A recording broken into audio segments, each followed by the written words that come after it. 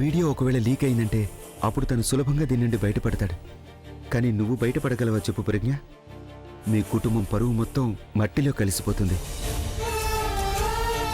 అందుకనే నా మాట విను. నేను బాగా ఆలోచించాను. మన ఇద్దరికీ కూడా ఇప్పుడు కేవలం ఉన్నది ఇదొక్కటే దారి. ఒకవేళ నీ దగ్గర ఏమైనా దారి ఉంటే, ఇంతకన్నా బెటర్ ఆప్షన్ ఉంటే ప్లీజ్ నాకు వెంటనే చెప్పు. నేను నీ ప్రతి మాట వినడానికి సిద్ధంగా ఉన్నాను.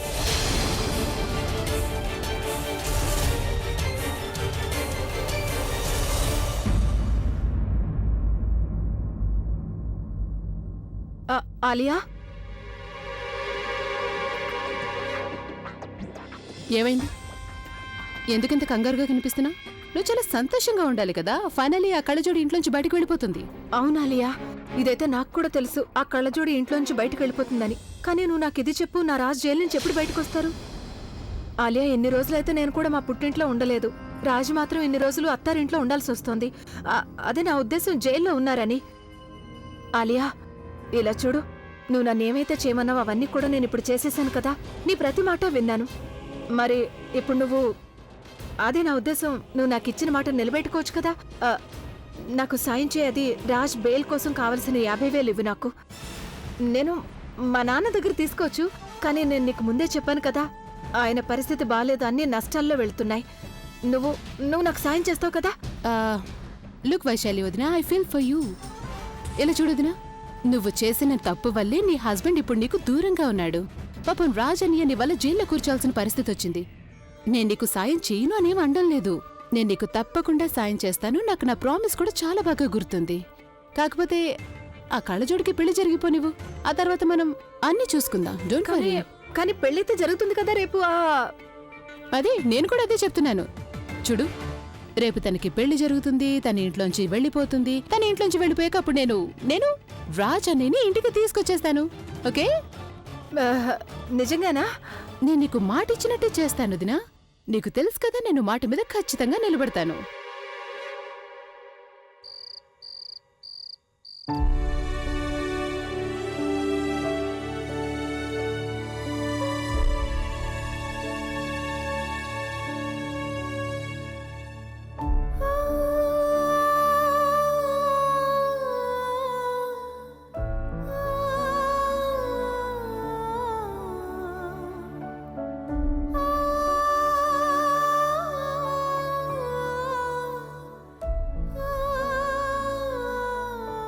అత్తారింటి నుంచి ఎప్పుడు తిరిగి వచ్చావు?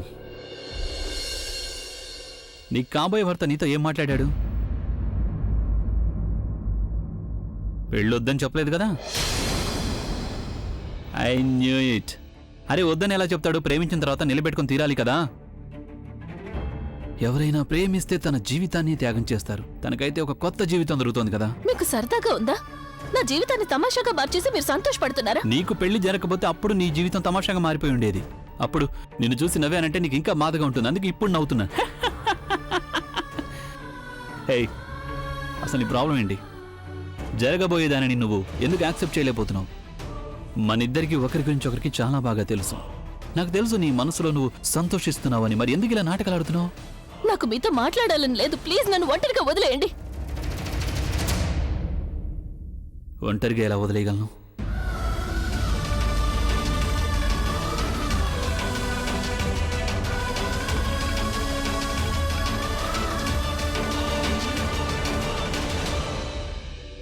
అరే, రేపు నీకు పెళ్లి కదా. ఆ లెక్క ప్రకారం ఈరోజు మనకి లాస్ట్ నైట్ అవుతుంది కదా కదా మరి నేను నిన్ను ఒంటరిగా ఎలా వదిలేయగలను చెప్పు?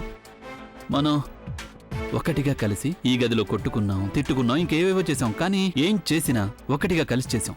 మరి ఈ రోజు రాత్రి నిన్ను ఒంటరిగా ఎలా వదిలేయగలను చెప్పు? చూడు, ఈ రోజు తర్వాత మనం మళ్ళీ కలవచ్చు, కలవకపోవచ్చు. అందుకే ఈ రోజు రాత్రికి నేను నీ బాధని పంచుకుంటాను, నువ్వు నా సంతోషాన్ని పంచుకో. Let's celebrate. ఒకరి బాధ గురించి మాట్లాడడం చాలా సులభం, కానీ వాళ్ళ బాధను అర్థం చేసుకోవడం చాలా కష్టం. అరే చూడు, నీ బాధను అర్థం చేసుకోవడానికి నాకు చాలా టైం పట్టింది, కానీ ఇప్పుడు అర్థం చేసుకున్నాను కదా. I did something about it. ఈ పెళ్లితో అందరి ప్రాబ్లమ్స్ సాల్వ్ అయిపోతాయి. కమాన్, ఇక నువ్వు టెన్షన్ పడకు, అలా కూర్చో చెప్తాను. Please don't upset. చూడు, నువ్వు గనక అప్సెట్ అయ్యావంటే అది నీ ఫేస్లో కనిపిస్తుంది. అప్పుడు రేపు సురేష్ నన్ను అడుగుతాడు, నువ్వు నాకు కాబోయే భార్యని సరిగ్గా చూసుకోలేదు ఎందుకని అని. అందుకే స్మైల్, చిల్, మంచి విషయాల గురించి ఆలోచించు. ఇలా చూడు, నేను ఈ ఇంటి నుంచి సంతోషంగా పంపించాలనుకుంటున్నాను. Oh no. చూడు, ఇక నువ్వు నీ మూడ్ని సరి చేసుకో. నువ్వే చెప్పు, నేనేం చేస్తే నీ మూడు బాగవుతుంది అనేది. ఎస్, పాట వినాలని అనుకుంటున్నావు నువ్వు? చెప్పు, నేను నీకోసం పాట కూడా పాడతాను. కానీ నీకోసం పాట పాడిన తర్వాత నువ్వు కూడా నా కోసం ఏదో ఒకటి చేయాలి. కానీ నువ్వు నా కోసం ఏం చేయగలవు? నీ పెళ్లి డ్రెస్ వేసుకుని చూపించు. నాకు బాగా గుర్తుంది, నేను నిన్ను పెళ్లి బట్టలు చూశాను. కానీ ఈసారి నువ్వు ఆ బట్టని మరొకరి కోసం వేసుకోబోతున్నావు కదా. సరే అయితే నువ్వు ముందు నీ డ్రెస్ వేసుకో, తర్వాత నేను నీకోసం పాట పాడతాను. ప్రజ్ఞ పెళ్లి కూతురాయనే, ప్రజ్ఞ పెళ్లి. నేను అలా ఏమీ చేయలేను, నన్ను వెళ్ళనివ్వండి. అరే, నువ్వు ఎక్కడికి వెళ్తున్నావు? ఈ రోజు కూడా నువ్వు పనులు చేస్తూనే ఉంటావా? నేనున్నానుగా, నేను వెళ్ళి డ్రెస్ తీసుకొస్తాను.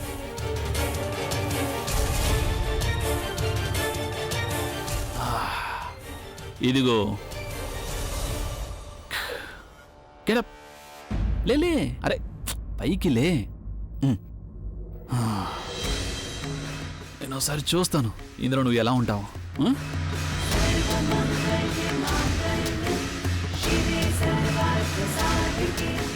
ఓ, ఎంతో అందంగా కనిపిస్తున్నావు నువ్వు.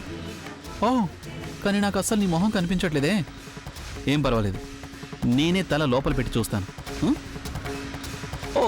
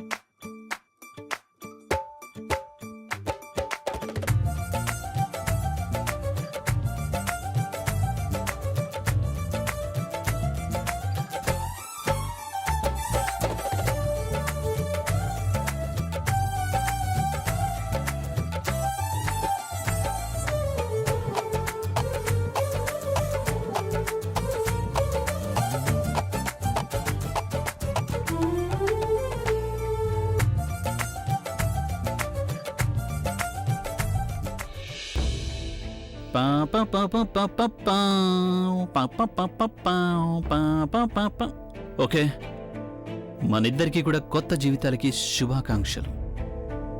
నీకేమో నీ పెళ్లికి శుభాకాంక్షలు, నాకేమో నా స్వేచ్ఛకి.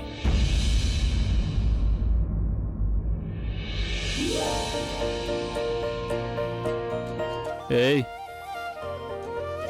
ఏం చేస్తున్నావు నువ్వు? రేపు నీకు పెళ్ళి కదా, చెయ్యొదులు. నాచి బాయ్. ఓహ్, నీ దుపట్టాకి చాలా ముత్యాలు ఉన్నాయి కదా, అందుకే ఇరుక్కుంది. ఖరీదైందనుకుంటా.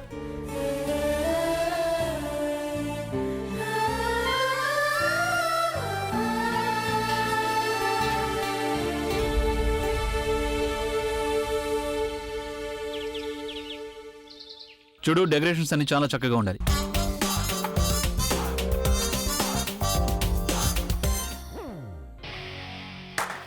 Get to work.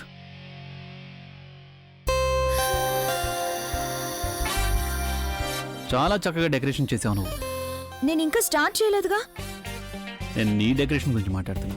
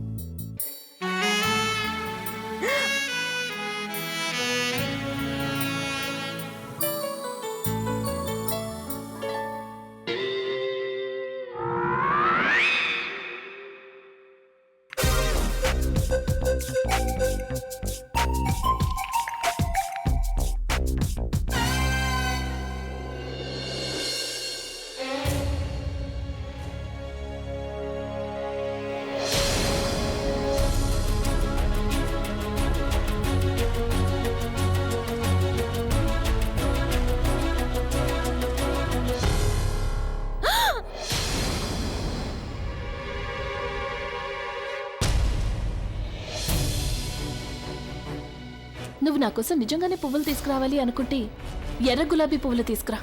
నీకు ఆ ముళ్ళు గుచ్చుకుంటున్నప్పుడు నీకు పూర్తిగా అర్థమవుతుంది నా భర్త పక్కన నిన్ను చూస్తే నాకు ఎంత బాధగా ఉంటుంది అని.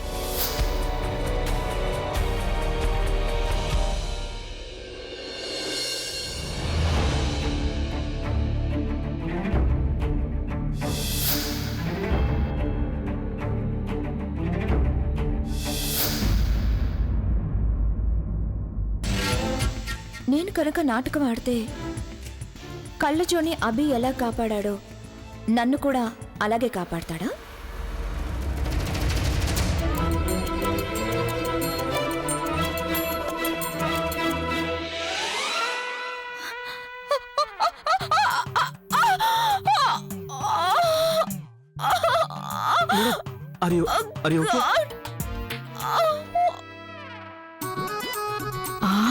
ఇక్కడేం జరుగుతోంది?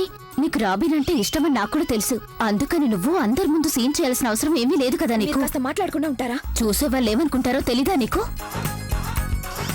నీకంటే వాడు చాలా నయ్యం తెలుసా? కాస్త నేర్చుకోవాడని చూసి ఏదో చెప్తుంది.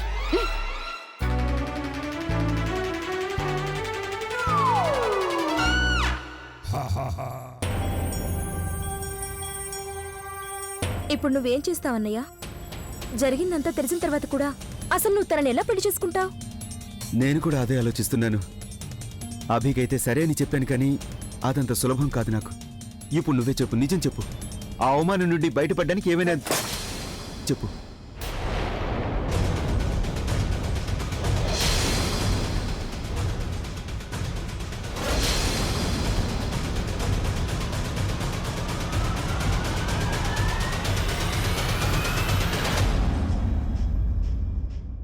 ఇంకా అవ్వలేదా? త్వరగా కానివ్వు, గెస్టులు కూడా వస్తుంటారు. ఇంకా నువ్వు ఇక్కడేం చేస్తున్నావు? నేను నీ పెళ్లి ఏర్పాట్లు చేస్తున్నాను, కానీ నువ్వేమో ఈ పెళ్లి జరగకూడదు. దీనికి ఇంకేదైనా దారుంటే చెప్పండి, నేను ఈ పెళ్లి చేసుకోలేను. నువ్వు పెళ్లి చేసుకోకపోతే మరి ఇంకేం చేస్తావు? నువ్వు ఏం చేసినా సరే అది నాకు అగైనెస్ట్ గానే చేస్తావు. అది తెలిసిన తర్వాత కూడా నేను ఎలా ఊరికే ఉండగలను చెప్పు? మీకు అర్థం కావడం లేదు ఈ పెళ్లి.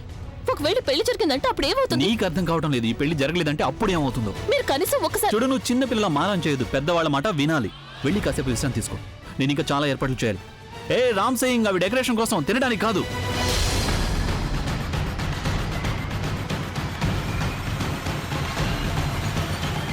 రండి ఆంటీ గారు,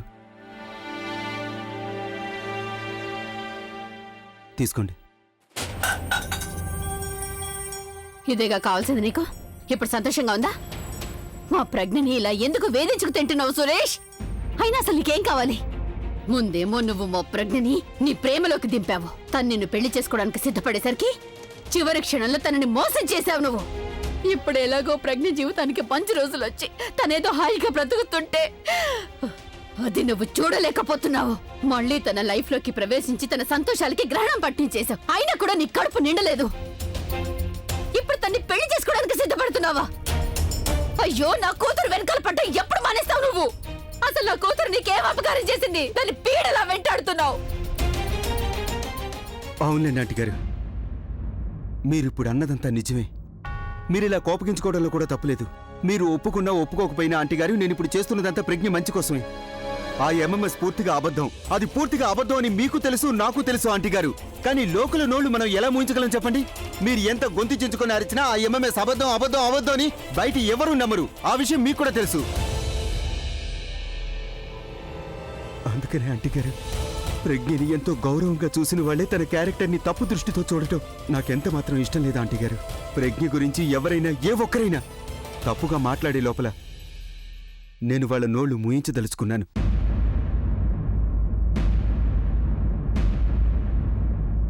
అంటే నువ్వు లోకల నోళ్లు మూయించాలనుకుంటున్నావా? నువ్వు నా నోరు మూయించగలవా? నువ్వు నా నోరు ఎప్పటికీ మోయించలేవు. నువ్వు ఇప్పుడు ప్రజ్ఞ కోసం చేస్తున్నది చూసి లోకులు నిన్ను దేవుడు అనుకుంటారని భావిస్తే నేను మాత్రం ఎప్పటికీ నిన్ను దేవుడు అనుకోను. ఎందుకంటే నేను నిన్ను అసలు మనిషిని అనుకోవడం లేదు.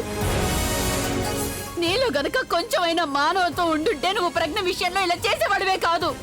నువ్వు అడుగడుగునా నా కూతుర్ని కష్టాల పాలు చేసావు, నా కూతుర్ని మోసం చేసావు, నా కూతుర్ని ఇబ్బందుల పాలు చేసావు. అలాంటి నువ్వు అంటున్నావా లోకల నోర్లు మోయిస్తానని? అసలు నువ్వెవరు అని అడుగుతున్నాను. నా కూతురు ప్రజ్ఞ గురించి ఆలోచించడానికి. తల్లిని ఇంకా బతికే ఉన్నాను. నేను బతికే ఉన్నానుగా లోకల నోర్లు మోయించడానికి. మరి నువ్వెందుకు మధ్యలో జోక్యం చేసుకుంటున్నావు? నాకు అర్థం కావడం లేదు. నాకు అసలు అర్థం కావడం లేదు. ప్రజ్ఞ నిన్ను పెళ్లి చేసుకోవడానికి ఎందుకు ఒప్పుకుందో, ఏమిటంత నిస్సహాయ స్థితో, మరి తను అలా ఎందుకు చేసిందో. కానీ నేను నా కూతురి నిస్సహాయతని నీ స్వార్థానికి వాడుకుంటే ఊరుకోను. అసలు నువ్వేమనుకున్నావు? ప్రజ్ఞ నిస్సహాయ స్థితిలో ఉంటే దాన్ని నీ స్వార్థానికి వాడుకోవాలనుకున్నావా? లేదు, నువ్వు తనని పెళ్లి చేసుకోవడానికి వీల్లేదు. నీకు ప్రజ్ఞకి పెళ్లి జరగనిచ్చేదే లేదు. అర్థమైందా?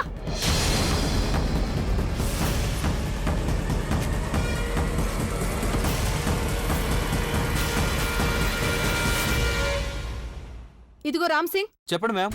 అరే ఆ కిచెన్ ఏంటి అలా పడుంది? నేను ఇప్పుడే చూసొస్తున్నాను. అక్కడే పప్పు పంచదార అలా పడున్నాయి. కూరలు కూడా అలాగే పడి ఎండిపోతున్నాయి. మేడం గారు, నేను ఇప్పుడే సరి చేస్తాను. వెళ్ళండి, వెళ్ళి చూడండి. వైశాలి వదినా, ఎందుకలా టెన్షన్ పడుతున్నావు? అదే ఆలియా, నేను వంటగదిలో పని చూసుకుంటున్నాను. పెళ్లివారి ఇల్లు కదా, వంట గింట ప్రారంభించనే లేదు. చివరి నిమిషంలో ఎలాగోలాగా వండి పడేస్తా. ఆ సంగతి ఏదో చూసుకుంటాలే. వైశాలి వదినా, రేపటితో ఇంటికి పట్టిన పీడ వదిలిపోతుంది. ఇక వంట భోజనాలు ఎలా ఉంటే ఎవరు కావాలి చెప్పు? అవును, నిజమే. ఈ సంగతి నేను మర్చిపోయాను. నువ్వు చెప్పింది చాలా కరెక్ట్. వంటలో మసాలా అసలు వేసినా వేయకపోయినా వాళ్ళకది మంట పుట్టించేస్తుంది. ఈ పెళ్ళి ఎప్పుడు జరుగుతుంది? ఆ కళ్ళజోడిది ఎప్పుడు వదిలిపోతుంది? అయినా నువ్వు అలా నడుస్తున్నావే, ఏమైంది నీకు? అరే ఆలియా, తన పరిస్థితి చూస్తే నాకేమనిపిస్తుందంటే ఆనందంతో తను కొంచెం ఎక్కువ పనిచేస్తుందేమో అని. అవును, పనిలోనే ఉన్నాను. కానీ నా దృష్టి ఆ కళ్ళజోడు దాని మీద పడేసరికి నేను పడిపోయాను. అరే ఓ మై గాడ్, కనిపించడం లేదా నీకు? ఇంట్లో పెళ్లి పనులు చేస్తున్నారా, లేకపోతే నా చేయి విరగొట్టాలని ప్లాన్ చేస్తున్నారా మీరు? Sorry ma'am. వెళ్ళండి ఇక్కడి నుంచి. ఆ, ఎంత గట్టిగా తగిలిందో చూడు. ఇలా జరుగుతుందంటే తప్పకుండా ఏదో ఉండి ఉంటుంది. ఏముండుంటుంది? అక్కడేమో నేను పడిపోయాను, ఇక్కడేమో తన చేయికి తగిలింది. ఇది అనుకోకుండా జరిగింది కాదు. ఇదేదో కుట్రలాగా ఉంది. ఇందులో కుట్ర గిట్ర ఏం లేదు, తెలిసిందా? దాన్ని వదిలించుకోవడానికి ఎత్తులు పై ఎత్తులు మనమే వేస్తున్నాం. అరే నువ్వే అన్నావుగా ఆ కళ్ళు చూడడానికి క్షుద్ర పూజలు తెలుసని. నాకేమనిపిస్తుందంటే అది మన మీదకి ఏదో దయ్యాల్ని పంపించుంటుంది. వాటికి అవకాశం దొరకగానే ఆ దయ్యాలు మన మీద పగ తెచ్చుకుంటాయి. అలాంటిదేం లేదు. ఈ కుట్రలు పన్నాగాలు ఇవన్నీ మనమే చేస్తున్నాం దాన్ని వదిలించుకోవడానికి. ఇవన్నీ చేయటం దాని వల్ల కాదు. ఇవాళ అది ఎలాగో వెళ్ళిపోతుందిగా, దాంతో పాటు దానికి క్షుద్ర శక్తులన్నీ పోతాయి. రైట్. డెకరేషన్ చేస్తున్నారా, పట్టుకుని ఇల్లంతా తిరుగుతున్నారా? Hi Abhi, how are you? ఏ రండి సార్, వెల్కమ్. నేను మీకోసం ఎదురు చూస్తున్నాను. ఏమన్నారు? కానీ సాధారణంగా నువ్వు అసలు పిలవ్వు. ఇప్పుడు పిలిచింది కూడా చాలా షార్ట్ నోటీస్ తో. పైగా వస్తున్నప్పుడు డ్రెస్ డిజైనర్ ను కూడా తీసుకురమ్మన్నావు. యునో, ఇక్కడికి రావడానికి నేను ఒక షో క్యాన్సిల్ చేయాల్సి వచ్చింది. No problem, anything for you Abhi. That is fine, thank you so much. ఇంతకీ where is the bride? That is a surprise. మీరు కనుక తనని చూస్తే చాలు, అలా చూస్తూనే ఉంటారు. నేను వెళ్ళి తనని పిలుచుకొస్తాను. తన్ను, ఆలియా, కమ్ హియర్. మీరు ఇక్కడ మాట్లాడుతూ ఉండండి, నేను ఇప్పుడే వస్తాను. Okay okay. హాయ్ ఆలియా, నువ్వు చాలా అందంగా కనిపిస్తున్నావు. ఆల్వేస్. తను, నీకేమైంది? నువ్వు ఇలా తయారయ్యావేంటి? నాకేమైంది? లుక్ అట్ యూ, నువ్వు చాలా వెయిట్ పుట్ ఆన్ చేసావు. ఇంతకీ పెళ్ళెప్పుడు చేసుకోబోతున్నావు? మరేం లేదు, నీకు ఎలాంటి అసైన్మెంట్ రావట్లేదు కదా. ఐ మీన్, నువ్వు ఇంట్రెస్ట్ గా పనిచేయడం పూర్తిగా మానేసావు. ప్రస్తుతం నువ్వు రెస్ట్ తీసుకునే మూడ్లో ఉన్నావు. సరే, నువ్వు పెళ్ళెప్పుడన్నా చేసుకోతాను, నన్ను తప్పకుండా పిలవాలి. ష్యూర్. అరే, నువ్వు ఇంకా అలా కూర్చున్నావేంటి? మీరేగా చెప్పారు గదిలోనే ఉండాలని. ఎంత మంచి పెళ్లి కూతురు కదా, నేను ఏం చెప్పినా ఒప్పుకుంటుంది. కానీ ఇక నువ్వు ఈ అలవాటు మార్చుకోవాలి. ఎందుకంటే నీకు ఈ ఇల్లు, ఈ భర్త మారిపోతున్నారు గనక. ఇక నువ్వు సురేష్ ఎలా చెప్తే అలా చేయాలి. ప్లీజ్ ప్లీజ్ నన్ను పెళ్లి కూతురని పిలవద్దు. పెళ్లి కూతురుని పిలవకపోతే ఇంకేమని పిలవాలి? ఎప్పుడు పిలిచేలాగే పిలవండి. కళ్ళు చూడని. కళ్ళ జోడు అని నువ్వు నాకు భారీగా ఉన్న రోజుల్లో పిలిచావాడిని. కానీ ఇప్పుడు నువ్వు వేరొకరి భార్యవి కాబోతున్నావు. ఇంతకీ సురేష్ నిన్ను ప్రేమగా ఎలా పిలుస్తాడు? ఓహో, సురేష్ పేరు వినగానే సిగ్గా కంగారా? అయినా నీకు తెలుసుగా, పెళ్లికి ముందు ఏ అమ్మాయినా తన భర్త పేరు వినగానే సిగ్గుపడిపోతుంది. అంటే నీ విషయంలో అది వేరే సంగతి అనుకో. ఎందుకంటే నీకు అసలు సిగ్గు ఎగ్గు లేవు కదా. నీకు కొంచెం సిగ్గు అనేది ఉండుంటే నీకు ఇలా రెండో పెళ్లి జరిగేది కాదు. సరే పద, కింద డిజైనర్ వెయిట్ చేస్తోంది నీకు డ్రెస్ అది తయారు చేయడానికి. తొందరగా వచ్చాయి. నేను ఎక్కడికి రాను. చిన్న పిల్లల పంతం పట్టకు. చెప్పాను కదా నేను రా.